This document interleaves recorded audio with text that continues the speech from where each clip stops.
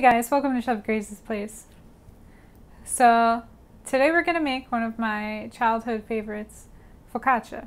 When I was a kid, one of my dad's favorite jokes was, what did the pizza guy say to the other pizza guy when he didn't put the cheese on the pizza? Focaccia. So growing up, I naturally assumed that focaccia was just pizza without cheese on it. For you, focaccia, hit that subscribe button and that like button. Get it? You see what I did there?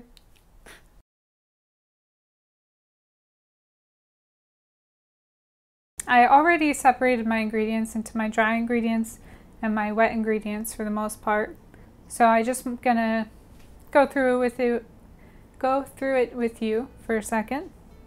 In my dry ingredients, I have my all-purpose flour, my salt, and my garlic. I didn't mix it together yet, but I wanted to talk to you a little bit about the ingredients first.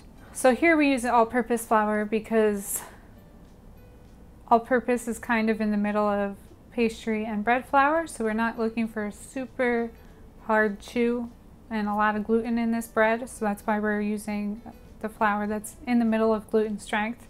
Another thing is we're putting the salt in here with the dry ingredients because we don't want to add salt directly to yeast because salt will damage yeast. It's like putting salt on a slug. You're going to kill the microorganism of yeast. And then the other ingredient in here that we have is roasted garlic. Now, roasted garlic is added not just for its delicious flavor, but also because the simple sugars and the roasted garlic are gonna help the rise of our bread a little bit. So those are some cool things. So I'm just gonna mix this all together. Now you don't have to go out and buy like roasted garlic. All you do is you take a bulb of garlic, wrap it in some tin foil, and throw it in the oven at 400 degrees until it's roasted. Today when I was doing the video, I just threw that in the oven. It probably took about 45 minutes. But I wouldn't worry about like over roasting it. I would worry about under roasting it. Once you roast it, you just cut off the top and you squeeze out all the caramelized cloves. And then you don't even need to put this in the food processor to puree it or anything. You just mix it around and the cloves should be so soft that they'll just break up. And then, so in here again we have the flour, the salt, and the roasted garlic. And I'm just mixing it up because when we add the liquids together, we don't want like a pile of salt in one section that's gonna like damage all the yeast. We don't want, we want everything to kind of like mix in evenly. So just giving it a quick mix by hand, we'll do that, no problem. Okay, so next we're gonna talk about our wet ingredients. And there is one ingredient in here that's not wet, but bear with me. In here I have my warm water and my dry yeast. I put these together first because I store my active dry yeast in the refrigerator and I wanted to give it a chance to like wake up a little bit before I added some other stuff. So it's been about 5-10 minutes now. I just put it in with the water, and when I mean warm water, when you're measuring out your water, touch the water. If it's too hot for you, it's too hot for the yeast, okay? Okay, so I let this sit for like 5-10 minutes, but we're gonna wake it up even more. We're gonna add some granulated sugar. So if you saw my sourdough recipes, you know in a sourdough starter, we don't put granulated sugar in there because granulated sugar it's like a complex molecule. It's not a simple sugar. It's kind of hard for the yeast to break down, but because we're going to be baking this today and we're not, taking care of a starter that we're keeping for years and years and years, it's okay to add this because it's going to make the yeast really active. So I'm going to add that in, and I'm also going to add in I have olive oil and vegetable oil. I'm using corn oil because corn is a vegetable, guys. It has about the same smoke point as vegetable oil. And the reason for the combination of vegetable oil and olive oil is because we want that fragrant that fragrant, fruity flavor of olive oil, but we also want a higher smoke point from vegetable oil. So I'm going to add that in, and I'm also going to add in my sugar, and then I'm just going to let it sit for 15 minutes while I work on my toppings.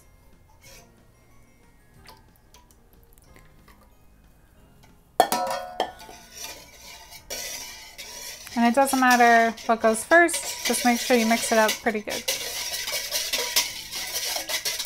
So when it comes to toppings, the focaccia, growing up, the focaccia I always had tomato sauce on it, and onions, like scallions. And that's why I thought focaccia was just pizza without cheese on it. But then when I got older and I started learning more about baking and stuff, most of the focaccias I saw were actually like dry. They had just like seeds and herbs and maybe some onions and garlic and stuff on them. So I'm going to show you two ways to do it. I'm going to show you the tomato way and then the seeded herb way. And this recipe makes 2 half sheet pans, so you could have the variety, or you could do, you know, you could do whatever you want with the toppings. You can get creative.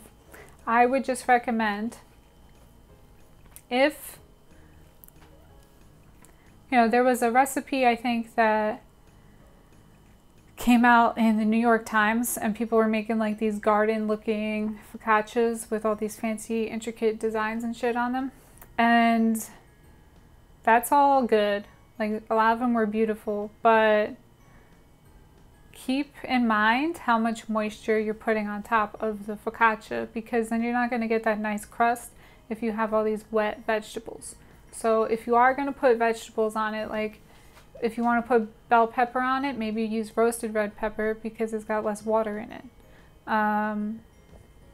If you're going to use onions, we're going to slice them really thin. These are things you want to keep in mind. Like the tomato, we're not going to put like a thick layer on it. We're just coating it because we want that nice crisp top. So I'm going to go ahead and chop up my basil and my onions and stuff, and then hopefully by then we'll be ready to mix the dough.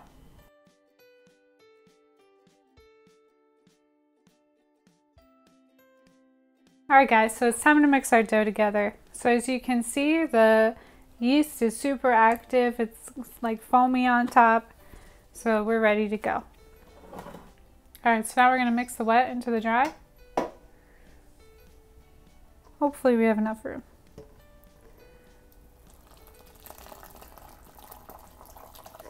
And don't forget to scrape down your bowl so you don't miss any of that yeast.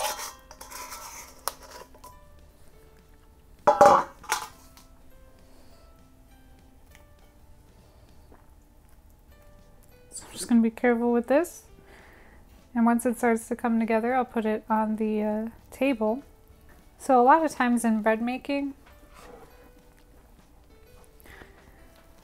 the flour needs a little time to absorb the liquid. So if it looks a little dry, like, don't get scared at first. Give it a second.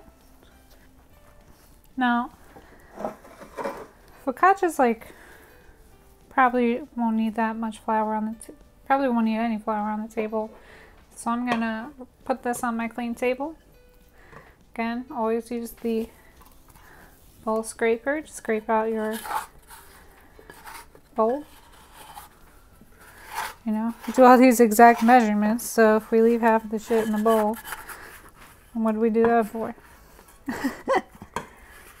You know, and I really recommend, if you haven't already, to get a digital scale. They're like 20 bucks, guys, and your baking's just going to get so much better if you can start measuring out in grams. You don't even really need to know anything about grams. You just need to know how to press the unit button that says grams on the scale. So, something to think about. Alright, so I'm going to start kneading.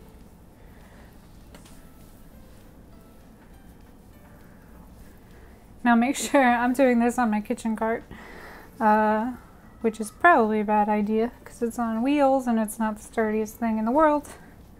So another thing is you probably want to do this on your counter. Okay, so kneading actually has a technique to it. I know it looks like I'm just folding things over, but you want to push your dough, fold it on top of itself, and then do a quarter turn. And always make sure you're not standing square-footed. You want to have one foot behind the other so you can, well, not behind, more like a fighting stance, right? So you can rock from foot to foot, and then it's not so hard on your back.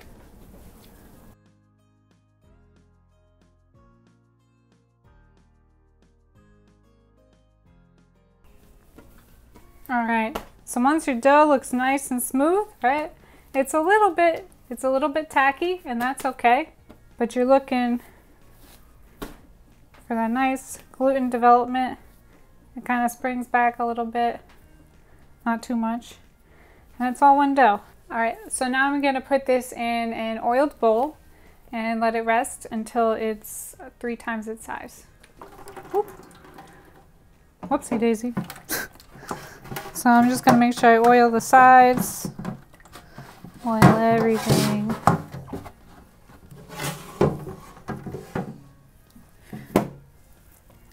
I'm just gonna put a little dab of oil on top to prevent it from drying out.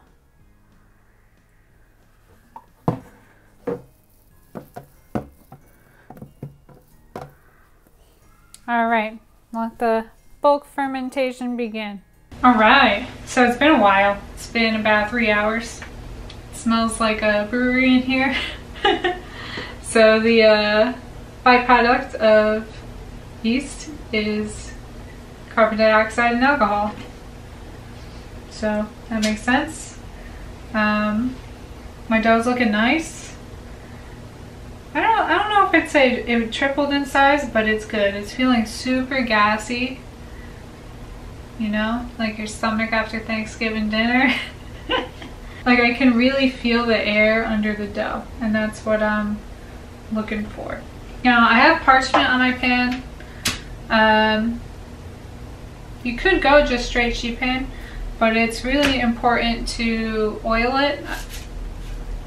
If you haven't noticed, there's a lot of oil going on. So basically, if you think about it, because we're rubbing oil all over it, it's almost like we're giving the outside a little bit of a fry, which is going to be delicious. So I'm going to get my 2 pans oiled really quick, and then oiling the paper. And that's why I'll just help it stick.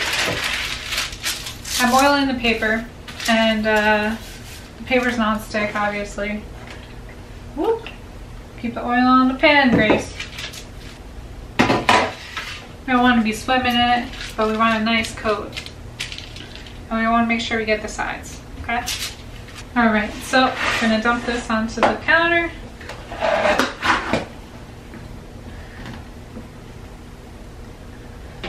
So I'm gonna cut this in what I think is half.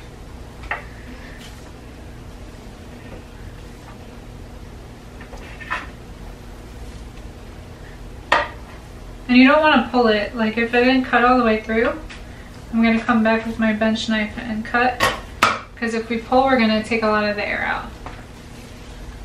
So, got my blob here. So when it comes to focaccia, we're not really rolling out the dough because we don't want to roll the air out. We're going to stretch it. And we're going to do that with our fingers. We're going to like dimple it with our fingers into all the sides. And that's going to create that really nice texture in the focaccia. It's actually pretty similar to the English muffin, and when you make English muffins on the stove, you actually dimple down with your finger, and that's what creates the nooks and crannies. So to get that really nice texture, we're going to start dimpling it down and stretching it with our fingers. And I feel like I'm probably... You know, once you have to explain something, I feel like you over-exaggerate it.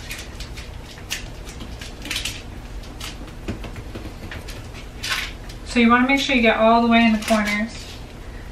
Pretty even, you know, make sure you get that middle out.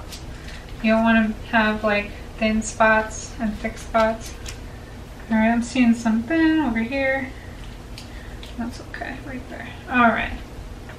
Just grab some thyme from the garden. This first one is going to be my herb one.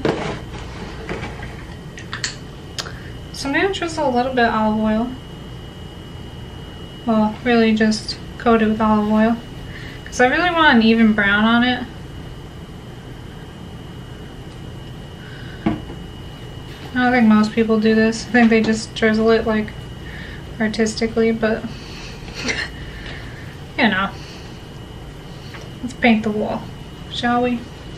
I left some big pieces of sage just to kind of look cool. But I do want that sage flavor. So I cut it a lot up. Just put it all on there.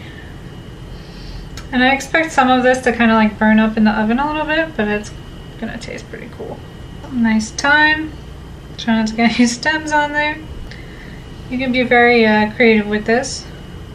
I'm just kind of throwing everything on there. But, you know, if you want to make one of those vegetable murals, it's up to you. Just make sure you don't have too much water in there, alright? Do me that favor. I'm gonna do some onions. And remember, the key with this is try to keep them thin, not a lot of water. Right? I would have loved to use red onion for color on this, or even shallot, but I just had one onion, so this is what we're going with. I'm gonna throw on my poppy seeds. And you can do this in whatever order you want. Probably would have put the seeds on first, but you know, whatever. And do sesame. And really coat the whole thing. Get to the corners and everything. I'm gonna drizzle a little bit of olive oil and be fancy. And last but not least, salt and pepper. Just a little bit. Fresh cracked pepper. On to the next one. Alright, so for this next one, the tomato one, I think it's really important to stress that we're not putting a lot of tomato on here. So probably just this ladle full is how much I'm going to use. Can't get my ladle in the can, so see how this goes.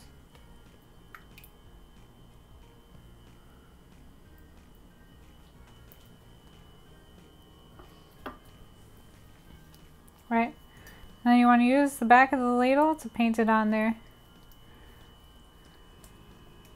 So I'm going to need a little bit more, but you see how thin this is? You can still see the dough through the sauce. That's what you want. We're not going to make a lasagna here. We just are coating the focaccia. And get that dough to stay in the corner. Doesn't want to stay in the corner. Alright. Just make sure everything is coated. You know, a little bit like that. And that's looking good. Alright. By having this thin layer, the tomatoes are really going to caramelize. It's going to be nice. I'm excited. Alright. Okay, final touch. Scallions. Just all over. That looks amazing. I'm also going to add a little bit of salt and pepper on this one too. If you have like fancy salt, like now would be the time to use it. I'm just saying. Like your Himalayan sea salts or your smoked salt or whatever. Now's a pretty good time to use it. So 20 more minutes and we can throw these in the oven. It's going to take about 20 minutes for my, you know, good old-fashioned electric easy bake oven to get up to 425 anyway. Sorry, when you have time to lean, you gotta clean. While I'm waiting for that to happen, I am not gonna keep my focaccia on top of my stove, because if your stove is like my stove, if I put that on 425, all the heat's gonna be coming out of the top, and then my dough's, you know, gonna be half baked. So I'm gonna put both my trays over here and then wait for my oven to heat up. So 20 minutes, throw those in. Can't wait. Alright guys, it's been 20 minutes. So it's finally time for focaccia to go into the oven. Now I put one on the center, one on the top rack, since I'm doing two. But I want to make sure I rotate them so they can get even cooking throughout the process. I'm going to come back in about 10 minutes to check on them. I'm going to give it a little bit more. I want to rotate it when I start to see just a little bit of brown on it, because I don't want to affect the rising. Alright guys, it's starting to smell really good, so I'm going to rotate my focaccia.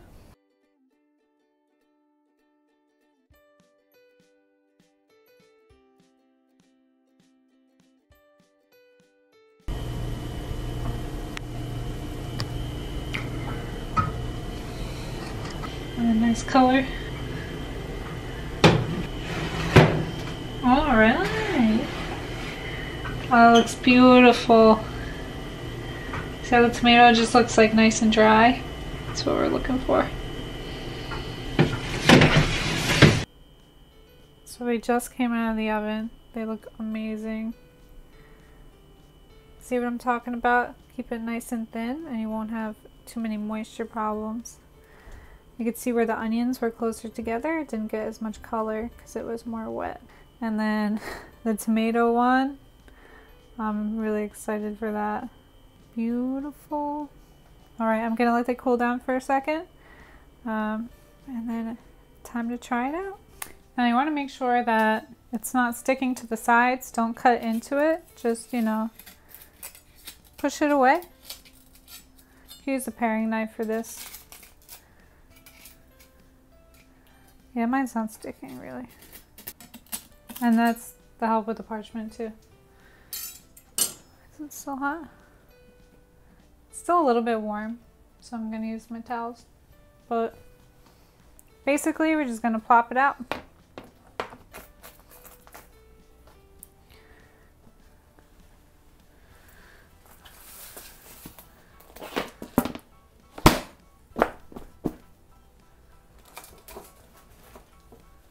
Oh, that looks beautiful.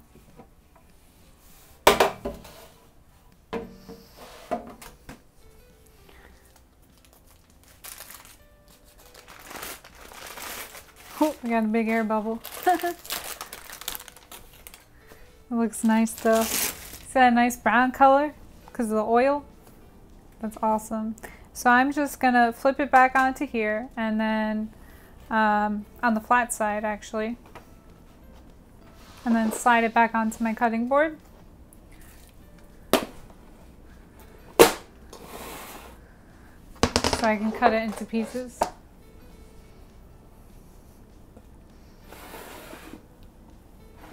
Now also, while I was waiting for it to rise, I was like, you know, I have this extra time the herb. Not, I mean, I did have extra time, but you get what I'm saying. I had the extra time from that one, and I just threw it on here because I just didn't want it to go to waste. But that's what's great about focaccia. You could just do whatever you want with it. And focaccia freezes so well. So I'm gonna cut mine in half. Crunchy on the outside, soft and pillowy on the inside with that chew.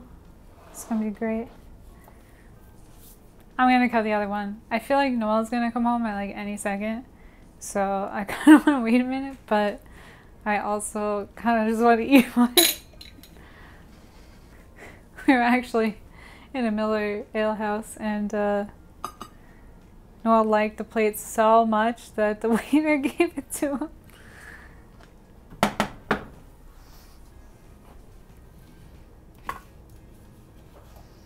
This one I might just be able to get out by itself. Yep. Beautiful. That usually doesn't happen, guys. I think this just has less dough in it.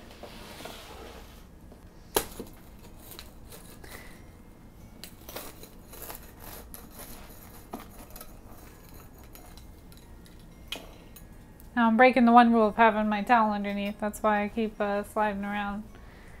I just wanted to take a minute to thank everyone who subscribed to the channel already. It really helps out a lot. I'm trying to reach that goal of 1,000 subscribers, like pretty much everyone on YouTube, so we can get paid. And one way to do that is for the videos to get discovered by new people, right? So if you enjoyed this video, please give this a thumbs up and leave a comment, because that's going to tell the YouTube robot that, hey, people like focaccia, so you know, let's show this to some other people. So if you could do that for me, that'd be great. It's so weird how like one bite can just immediately take you back to being a kid. Just so buttery and good. Ooh, Noelle's here. Some Jackson about to. Oh fuck, Dave, I gotta go. I gotta go. You gotta go. I love you, bro. Focaccia, Dave. I gotta go. There's some good eating. I probably should have done the outro with the 2 plates.